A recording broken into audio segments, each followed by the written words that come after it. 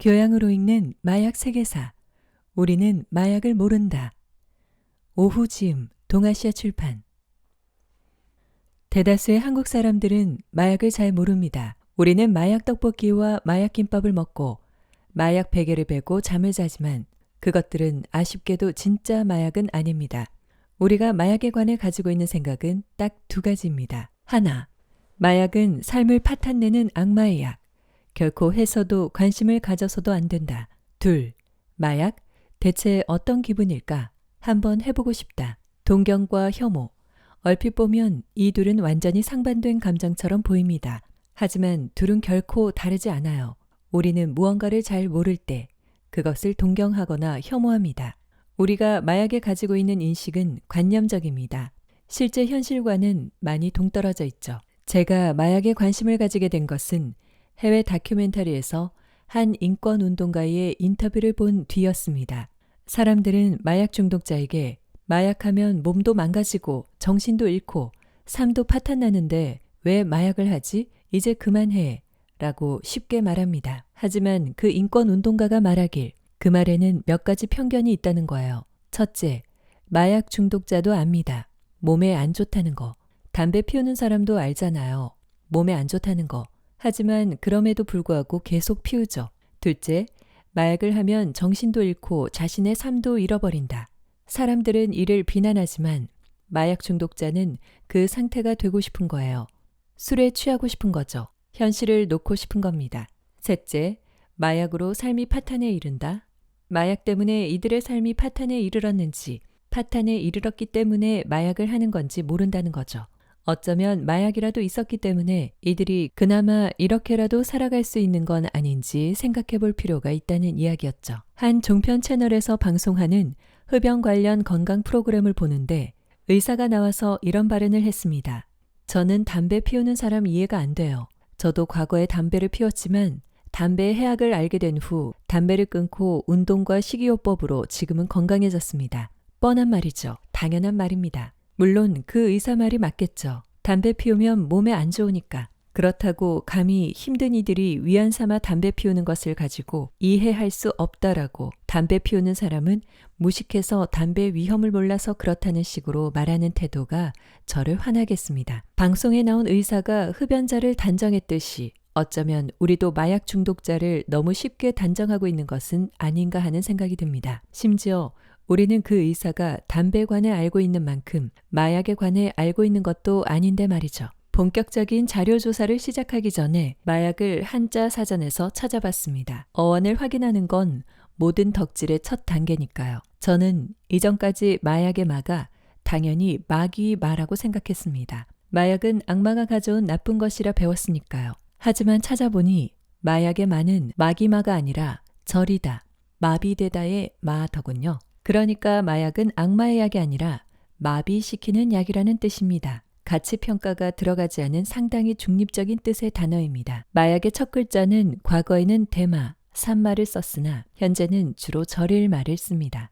마귀와 마비하다. 이 단어들의 차이만큼 저는 마약에 관해 선입견을 가지고 있었던 겁니다. 모든 마약을 뭉뚱그려 마약이라는 한 범주로 묶어버리는 것도 우리가 가진 잘못된 선입견 중 하나입니다. 같은 교칙 위반이라고 해도 교복 치마를 줄이는 것과 특정 학생을 왕따시키는 건 전혀 다른 문제이듯 마약도 한 범주로 묶을 수 있는 것이 아닙니다.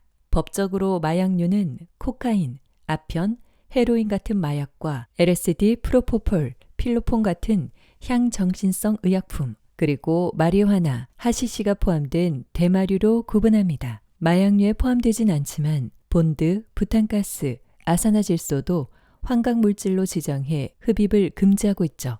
법적인 구분뿐 아니라 작용 방식이나 성분, 농도 등에 따라서도 마약을 수백 가지로 나눌 수 있습니다.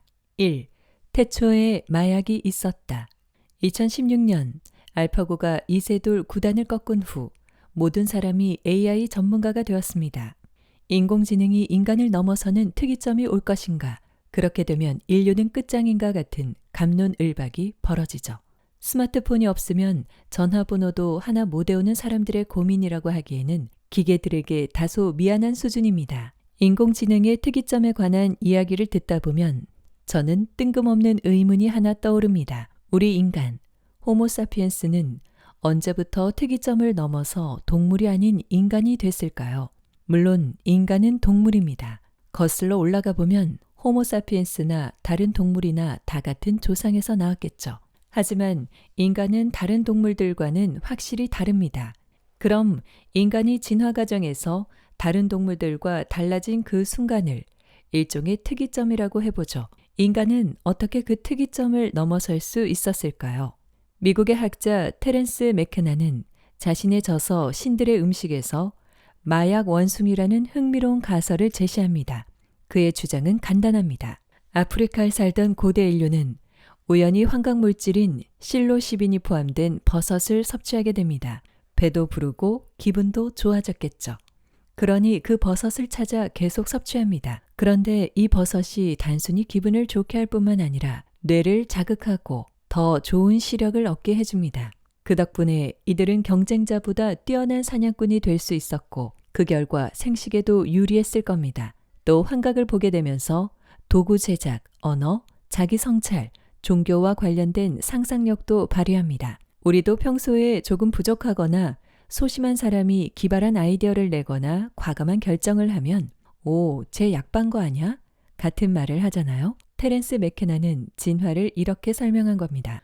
아니, 우리 조상이 약을 빨지 않고서야 어떻게 그 특이점을 넘어설 수 있었겠어? 진화의 신체적 변화를 고려해 봤을 때 마약 가설보다는 화식 가설이나 육식 가설이 더 그럴듯할 뿐이죠. 인류 진화의 중요 원인이 화식과 육식이라는 주장. 화식은 불을 이용해 음식을 조리하는 것, 육식은 동물 고기를 섭취하는 것을 의미합니다. 간단히 설명하면 화식과 육식을 통해 인류가 섭취하는 에너지가 급격히 늘어나면서 진화가 가능했다는 주장입니다. 인간의 진화 과정에서 두뇌는 커지고 턱과 이는 작아지고 내장 기관은 단순화되는데 이런 신체적 변화를 고려했을 때 현재까지 가장 가능성이 높은 가설입니다. 그럼 일단 진화는 했다고 치고 기원전 12,000년쯤부터 샤머니즘, 토테미즘, 애니미즘 같은 기초적 형태의 종교들이 생겨납니다. 학자들은 이때부터는 인류가 확실히 마약을 인식했다고 봅니다. 종교 지도자인 샤머니,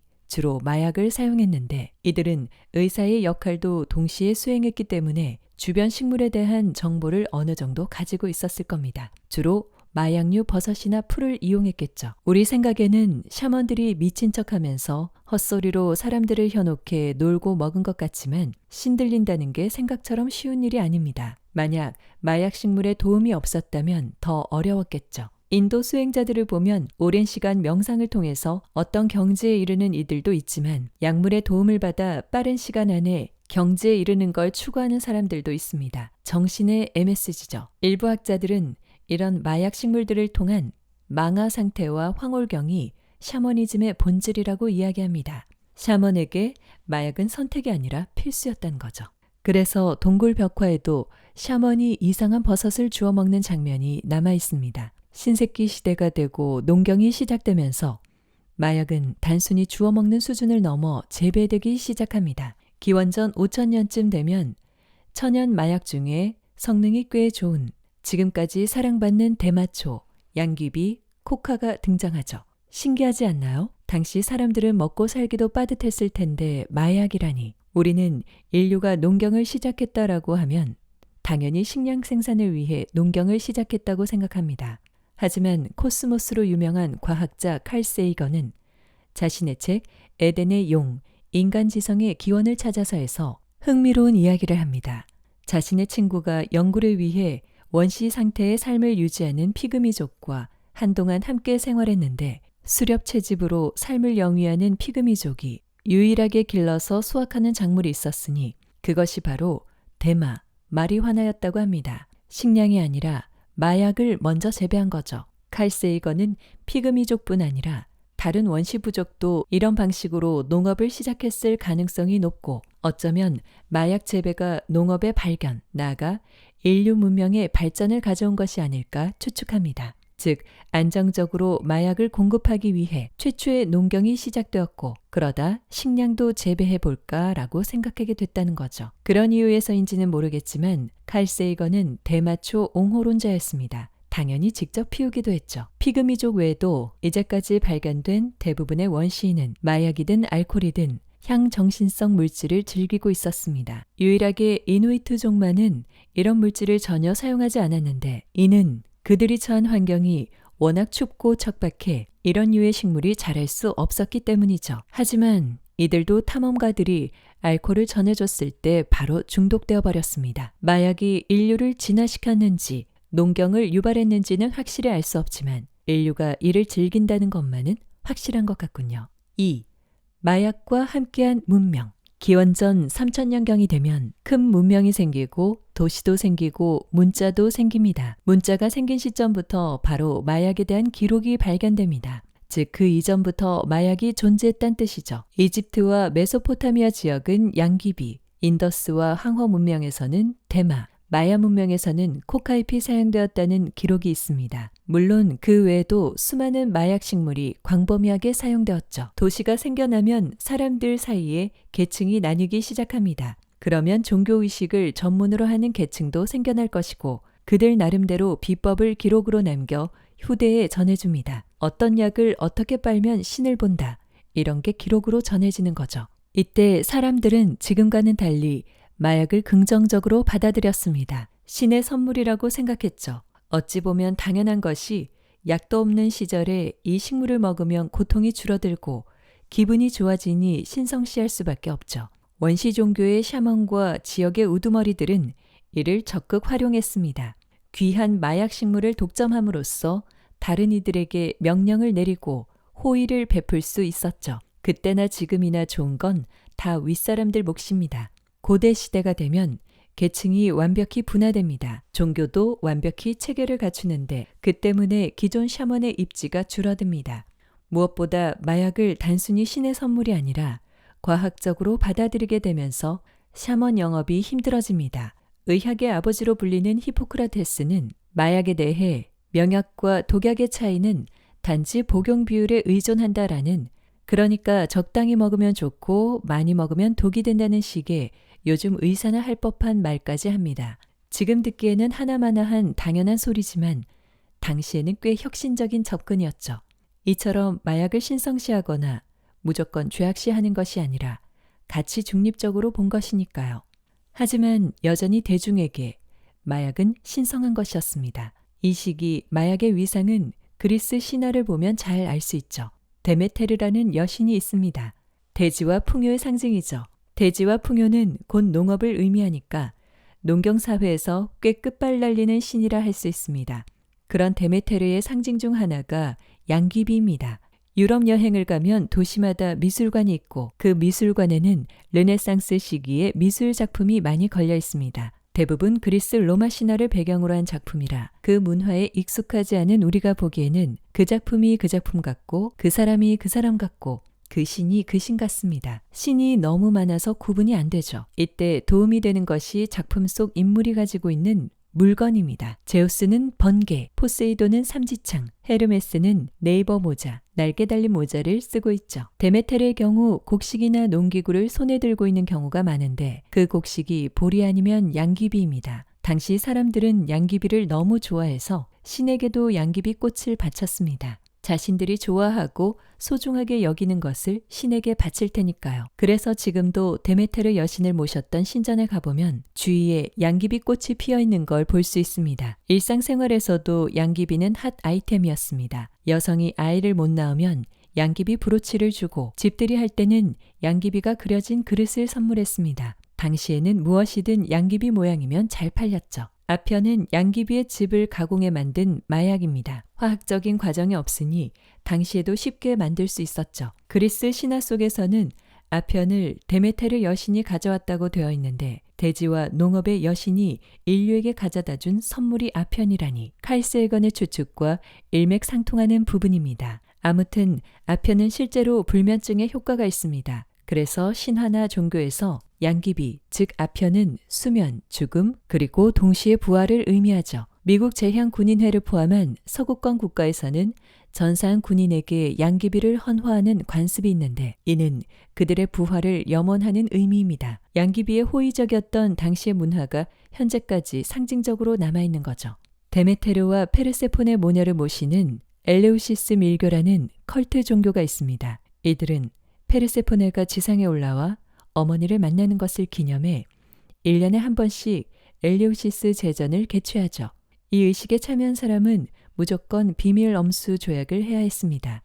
하지만 비밀은 늘 완벽히 지켜지진 않죠. 알려진 내용에 따르면 이 제전은 10일간 진행되는데 참석자들은 이런저런 의식을 치르며 9일간 금식을 합니다. 그리고 마지막 날 키케온이라는 음료를 마십니다. 그리고 그들은 신을 만나든지 사후 세계를 보든지 진리를 찾고 그곳을 떠나죠. 키케온은 보통 와인을 기본으로 해서 보리와 박하를 섞은 것으로 알려져 있는데 일부 학자는 환각 효과가 있는 맥각균이 섞였을 것으로 추정합니다. 여기서 맥각균은 보리, 호밀 등 볕과 식물에 기생하는 균입니다. 합성하면 LSD를 만들 수 있죠. 이 행사는 컬트라고 하기에는 상당히 큰 인기를 누렸고 많은 사회 상류층이 참여했습니다. 소크라테스와 플라톤도 이 제전의 열혈 참가자였죠. 이 행사에 관한 두 사람의 평가를 들어봅시다. 아래 세계에서 정화되지 않은 사람들은 절망의 구렁텅이에서 살겠지만 이곳에서 정화의식을 치른 사람들은 신과 함께 살 것이다. 소크라테스. 엘레우시스 밀교의 궁극적인 의도는 우리가 내려온 원천적인 원리들로 다시 돌아갈 수 있도록 이끄는 것이며 영적인 선을 완벽히 즐기는 것이다. 플라톤. 원천적 원리와 영적인 선이라. 플라톤이 말하는 이데아가 키케온을 마시고 본 환각이라는 강력한 의심이 듭니다. 물론 그렇다고 그의 철학이 갑자기 가치가 없어지는 건 아니지만 이상하게 뭔가 큰 배신감이 드네요. 엘레우시스 밀교는 로마 시대도 큰 인기를 끌었습니다. 로마의 철학자 키케로도 이 행사에 많이하였죠. 아테네인들이 로마에 남긴 많은 훌륭한 것 중에 엘레우시스 밀교보다 더 나은 것은 없다. 엘레우시스 밀교 덕분에 로마인들은 야만적이고 미개한 삶을 벗어나 문명인이 될 수 있었다. 로마인들은 엘레우시스 밀교의 의식들로부터 삶의 시작에 대해 배웠으며 행복하게 사는 힘을 얻었을 뿐만 아니라 더 나은 희망을 품고 죽을 수 있게 되었다. 키케로. 시인 호메로스가 쓴 일리아스와 오디세아에도 마약이 등장합니다. 보통 술에 아편을 섞은 형태로 나오는데 우울증이나 불면증에 걸린 이들에게 안식을 주고 부상의 고통을 덜어주죠. 재밌는 건 작품 속에서 아편이 간혹 망각의 약으로도 사용된다는 겁니다.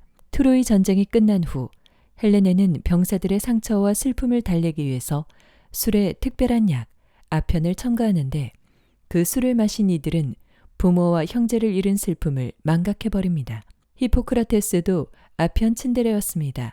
그는 아편 중독의 위험성을 어느 정도 인지했는지 제자들에게 직접적인 아편 사용은 좋지 않다고 가르쳤습니다. 하지만 정작 본인은 감기, 불면증, 히스테리, 피부병, 신체 외상, 심지어 콜레라가 유행했을 때도 환자에게 아편을 처방했습니다. 그는 아편을 사용하면 자기 치유의 기능이 있다고 믿었죠. 효과가 있었는지는 모르겠지만 환자가 고통 없이 떠나게는 해줬을 겁니다. 히포크라테스는 아편을 고통의 구원자라고 불렀는데 지금 기준에서 그가 아편을 제대로 이해한 것처럼 보이진 않지만 그의 수사는 절대 과장이 아닙니다. 그리스 시대에도 살과 뼈를 잘라내는 일종의 외과 수술이 이루어졌는데 아편은 유일한 마취제였습니다. 아편이 없었다면 마취가 불가능했을 것이고 그럼 외과 수술 자체가 불가능했겠죠. 다른 문화권에서도 외과 수술에 마약 식물이 사용되었습니다. 심지어 마야와 잉카 문명에서는 두개골에 구멍을 뚫는 수술, 천공술이 정기적으로 이루어졌는데 마약 식물이 없으면 절대 불가능한 일이죠. 마야 문명에서 천공술을 왜 시행했는지는 정확히 밝혀지지 않았습니다. 종교적 이유나 뇌 손상 치료 목적으로 추정하고 있습니다. 얼핏 생각하면 당시에 천공술을 받는 것 자체가 자살 행위처럼 보이지만 발견된 유골의 흔적으로 볼 때 마야의 천공술은 꽤 정교해서 수술 성공률이 50%가 넘었을 것으로 추정됩니다. 중국의 삼국지연의에는 독화살을 맞은 관우를 화타가 수술하는 장면이 나옵니다. 화타가 관우의 뼈를 긁어내는 동안 관우는 태연히 바둑을 두며 환담을 나눴다는 일화로 유명하죠. 화타는 이때 마비산이라는 마취제를 사용하는데 마비산의 주원료는 마약식물인 대마 혹은 역시 마약식물인 흰독말풀입니다. 아편과 마리화나 이외에도 벨라돈나, 사리풀, 동미나리, 아코닛, 해리포터에도 등장하는 맨드레이크 같은 독성 식물들, 그 외에도 각종 환각 마약이 이 시대 마약으로 사용되었습니다. 이렇게 마약이 엄청난 규모로 무분별하게 사용되었지만 오늘날 우리가 생각하는 것만큼 중독 문제는 심각하지 않았던 것 같습니다. 왜냐하면 아편 중독에 해당하는 말이 당시 라틴어에 존재하지 않기 때문이죠. 알렉산더 대왕 시절에 나폴리 메움굴에서 다투라는 독성 환각물질이 문제를 일으키자 이를 금지한 적은 있지만 마약 전체를 금지한 것은 아니었죠. 오히려 알코올 중독자를 처벌했다는 기록은 많이 남아 있습니다. 당시는 물론이고 오랫동안 마약보다 알코올이 훨씬 큰 사회 문제로 여겨졌습니다. 3. 기독교의 등장과 마약의 몰락. 마약에 관한 인식이 부정적으로 변하기 시작한 건 기독교가 도입되면서부터입니다. 기독교가 박해받고 지하에 숨어있던 초창기에 그들은 마약에 상당히 호의적인 태도를 보였습니다. 마약은 성경에도 몇 차례 등장합니다. 예수가 태어났을 때 3명의 동방박사가 찾아오는데 그들이 준 선물 중 하나가 몰약입니다. 여기서 몰약이 무엇인지 여러 의견이 있지만 당시 상황을 고려해 봤을 때 아편일 확률이 높습니다. 아편이 예수의 탄생에 선물할 만큼 좋고 귀중한 물건이었다는 거죠. 또 예수가 골고다 언덕에서 십자가에 못 박혀 고통스러워하자 사람들이 그에게 갈이라는 음료를 주는데 이건 와인에 아편을 섞은 겁니다. 그런데 예수는 이 음료를 거부합니다. 예수는 십자가에 못 박히기 전에 고통을 주는 신을 탓합니다. 하지만 그럼에도 만약 이 고통이 신이 준 운명이라면 기꺼이 받아들이겠다는 태도를 보이죠. 기독교는 차츰 고통을 잇는 용도로 사용되던 마약조차 금지하기 시작합니다. 신체적인 고통은 신이 내린 처벌이기 때문에 신앙과 회개를 통해 극복해야 한다고 주장했죠. 우리가 몰랐던 마약의 종류, 다 똑같은 마약이 아니다. 마약은 법적인 개념이다. 똑같은 물질도 어느 나라에서는 마약으로 분류되고 어느 나라에서는 마약으로 분류되지 않는다. 마약은 제조 방식에 따라 대마, 아편, 코카 같은 천연 마약과 필로폰, LSD, 엑스터시 같은 합성 마약으로 나뉜다. 합성 마약의 경우 대부분 일반 약을 만드는 과정에서 발명되었다는 것이 흥미롭다. 효과에 따라서 약의 특징을 분류할 수도 있다. 예를 들어 영화 울프 오브 더 월스트리트를 보면 월스트리트의 증권맨들이 코카인을 열심히 코로 빨아대는데 코카인은 약효의 지속 시간이 짧고 각성 효과가 커서 일의 효율을 일정 부분 높여준다고 한다. 그래서 엄청난 업무량을 소화하는 화이트 칼라들이 애용하는 약이 되었다. 그런 사람들이 업무 시간에 몸이 늘어지는 대마나 헤로인을 하기는 어려울 것이다. 우리가 몰랐던 대마를 금지하는 이유. 마약 디딤돌 효과는 존재할까? 미국을 비롯한 여러 나라에서 대마가 합법화되면서 우리나라에서도 대마 합법화 논의가 수면 위로 떠오르고 있다. 하지만 아직도 대마를 피우다가 기소되는 연예인이 지탄의 대상이 되는 등 대마에 대한 인식이 좋지 않아 갈 길이 멀어 보인다. 의학적인 관점에서 보면 대마는 술이나 담배보다도 위해성이나 중독성이 낮다. 이건 대마 반대론자들도 동의하는 바다. 하지만 이들은 대마를 합법화하는 건 위험하다고 주장한다. 그 이유는 디딤돌 효과, 관문 효과 때문이다. 대마는 위해성과 중독성이 낮지만 대마를 상습적으로 피우다 보면 내성이 생겨서 중독성이 더 강한 마약에 빠져들게 된다는 이론이다. 우리가 즐기는 술이나 담배를 생각해보면 디딤돌 효과의 허점을 쉽게 깨달을 수 있다. 담배를 피우는 사람이 내성이 생겨 더 강한 담배를 찾는 것은 아니다. 에세 1mg 피우다가 내성이 생겨 말보로 레드 피우는 경우는 거의 없다는 말이다. 그런데 대마와 다른 마약의 관계는 에세 말보로와의 관계와도 다르다. 대마를 피우다가 내성이 생겨서 헤로인을 찾는다는 이야기는 이를테면 담배를 피우다가 내성이 생겨서 보드카를 찾게 된다는 말과 비슷하다. 애초에 종류와 효과가 다르기 때문에 디딤돌 효과가 발생하기 어렵다는 뜻이다. 우리가 몰랐던 한국의 마약 실태. 한국에서 가장 인기 있는 마약은? 대마는 전 세계적으로 가장 인기 있는 마약이며 많은 나라에서 합법화되는 추세다. 또 연례 행사처럼 연예인이 대마초를 흡연한 혐의로 기소되었다는 뉴스가 나오다 보니 우리나라에서도 대마가 가장 인기 있는 마약일 것 같다. 하지만 통계에서 볼 수 있는 결과는 조금 놀랍다. 한 해 검거되는 마약 사범 가운데 대마초와 관련된 인원은 1000명 수준인데 반해 메스암페타민, 히로뽕 및 그 외 암페타민류와 관련된 인원은 7천에서 10,000명에 이른다.